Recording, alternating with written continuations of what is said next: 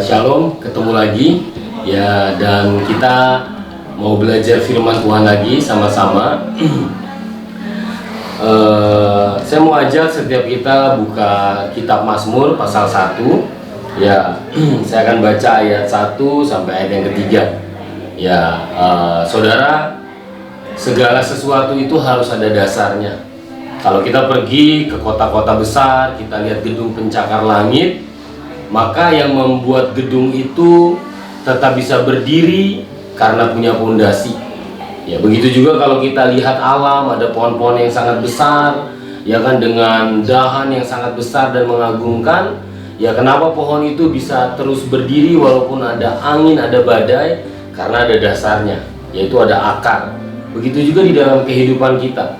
Ya, saat seseorang hidupnya terus kalah, takut, khawatir, ya kan, seringkali orang-orang menyalahin keadaan karena keadaannya begini, lalu aku seperti ini. Tapi sesungguhnya bukan karena keadaan, tapi dasar hidupnya tidak kuat, atau mungkin dia tidak punya dasar hidup sama sekali. Ya, kita mau belajar dari Mazmur pasal 1 ayat 2 dan 3 tentang dasar kehidupan.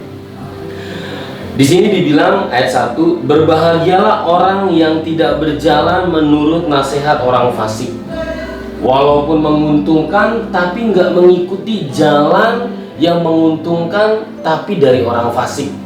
Orang yang tahu kebenaran tapi tidak melakukannya. Ini tidak mudah di budaya masyarakat seperti sekarang ini. Orang yang tidak mengikuti nasihat orang fasik, walaupun menguntungkan, akan dianggap bodoh. Ya, saya ingat banget dulu waktu saya remaja, kalau melihat ada anak laki-laki baik, tidak merokok, kita tertawakan. Ya, kita anggap kuper lah, segala macam. Dan anak yang kita bully itu ngerasa malu, dan akhirnya berusaha untuk diterima dan mulai melakukan apa yang kita ajak. Jadi seperti itu. Lalu di sini dibilang lagi, yang tidak berdiri di jalan orang berdosa. Ditambahkan, dan yang tidak duduk dalam kumpulan pencemooh. Saudara, ini semua menyenangkan, ini semua menguntungkan. Kita harus akui, ada orang-orang jalannya jalan-jalan orang berdosa, tapi orangnya menyenangkan. Orangnya baik, orangnya suka menolong orang, orangnya menerima kita apa adanya. Tapi perhatikan saudara, Alkitab bilang, berbahagialah yang tidak seperti itu. Ya, sekarang saudara, kita tidak bisa punya perilaku seperti itu kalau tidak punya dasar yang kuat. Ya, saya ingat di Roma pasal 12 ayat yang kedua dibilang kepada gereja di Roma, orang-orang percaya, murid-murid Tuhan di Roma, dibilang, jangan serupa dengan sistem dunia ini. Seberapapun menguntungkan, seberapapun menyenangkan, Ya, karena kita harus hidup di dalam pembaharuan pikiran sehingga kita tahu membedakan apa kehendak Tuhan, apa yang berkenan dan yang sempurna. Ya, walaupun penderitaan yang harus kita hadapi, tapi tetap kita tidak boleh, karena memang berbeda. Kembali, kalau dasar hidup kita tidak kuat, maka kita nggak bisa seperti itu. Orang yang tidak punya dasar hanya mungkin bisa berkata-kata tapi akan kesulitan. Ya, saya mau lompat baca di Mazmur pasal 1 ayat yang ketiga, ya kan? Ini orang-orang yang punya dasar itu. Dia seperti pohon yang ditanam di tepi aliran air, yang menghasilkan buahnya pada musimnya dan yang tidak layu daunnya. Apa saja yang diperbuat orang yang punya dasar itu pasti berhasil. Saudara, rahasianya ada di ayat yang kedua. Ini dasarnya. Tetapi yang kesukaannya ialah firman Tuhan, Taurat Tuhan, dan yang merenungkan Taurat itu siang dan malam.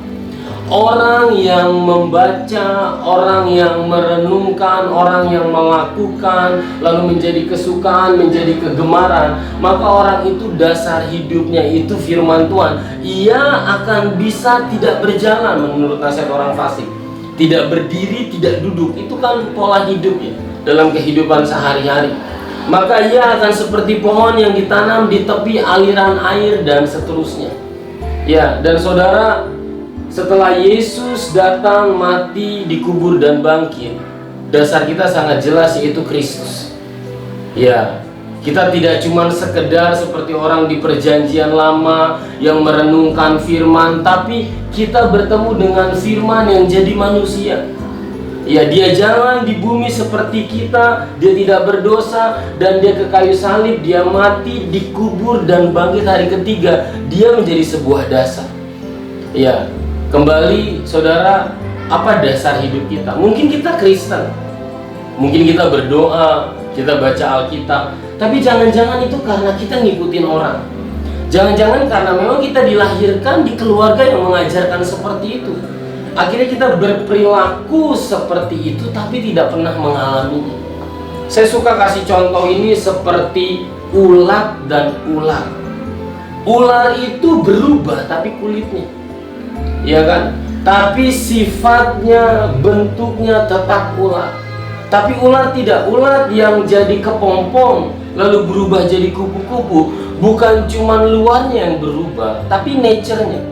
Ya, sifat ulat itu berubah dari ulat yang merusak tanaman, dia makanin daun, menjadi kupu-kupu yang membantu penyerbukan. Bukan cuma indah, tapi membantu penyerbukan. Saudara, saat seseorang itu dia memberi dirinya kepada Tuhan, Tuhan, aku percaya kepadamu. Mulai sekarang aku memberikan diriku kepadamu, aku mengikuti Engkau. Dan akhirnya setiap perkataan Tuhan, yaitu firman Tuhan, jadi makanan rohani bagi kita. Maka bagian di dalam diri kita berubah. Ada sebuah pondasi baru yang kuat. Percayalah saudara, keadaan ya entah bagaimana, bisa jelas, bisa nggak jelas, nggak ada yang pasti di dunia ini. Nggak ada yang pasti. Yang pasti cuma Tuhan. Karena itu, yuk jangan sibuk mikirin bagaimana hidup, bagaimana keadaan ekonomi, karena itu di luar kontrol kita. Mari kita sibuk memikirkan bagaimana akar hidup kita itu kuat tertanam di dalam Kristus. Mari sibuk terus memastikan bahwa kita punya hubungan yang kuat, yang clear bersama dengan Tuhan. Kalau yang di dalam kuat dan sehat, maka yang di luar tidak mempengaruhi.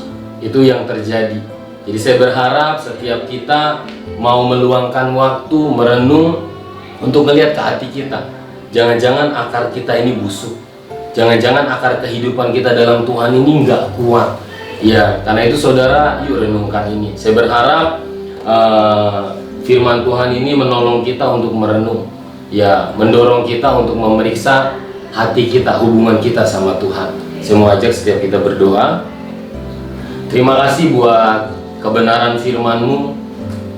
Tuhan, kami selama ini berjuang, tidak mengikuti jalan orang berdosa, tidak berdiri di jalan mereka, tidak duduk mencemooh bersama mereka. Kadang kami berhasil, kadang kami gagal Tuhan. Kadang kami merasa seperti pohon yang ditanam di tepi aliran air, tapi kadang tidak. Tuhan, kami sadari semua karena kami gunakan kekuatan kami. Kami gunakan kemampuan kami. Karena itu Tuhan, kami berserah.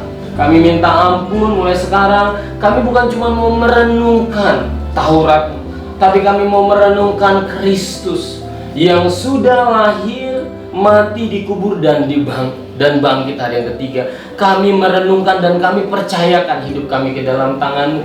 Terima kasih Bapa, Engkau memberkati kami semua. Terpujilah nama-Mu di dalam nama Tuhan Yesus Kristus. Amin.